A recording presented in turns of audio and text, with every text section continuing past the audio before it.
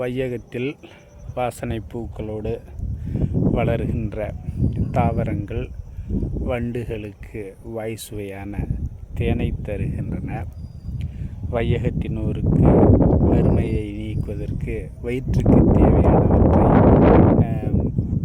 வாரி கொடுக்கின்றன. வடிப்பதற்கு தேவையான விறகு தாவரங்கள் தணல் உண்டாக்கவும் பயன்படுகின்றன.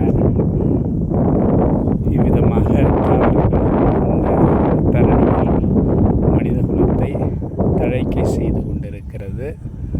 அதனால் தாவரங்களை நாம் தாறுமாறாக அதிகரிப்போமாக.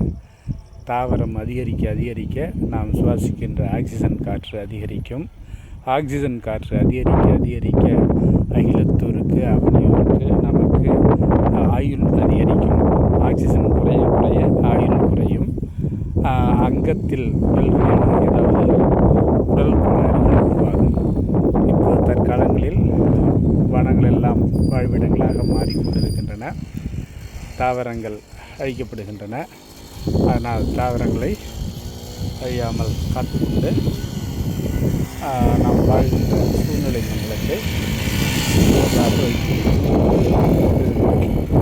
வண்டுக்கு தேன் தருது, நமக்கு வயிற்றுக்கு தருது, அப்புறம் வடிக்கிறதுக்கு அடுப்புக்கும் ஆகுது. இது அவ்வளோ தாராளமாக நமக்கு. அத்தகைய மரங்களை நாம் பாதுகாக்க வேண்டும், அதிகமாக உருவாக்க வேண்டும்.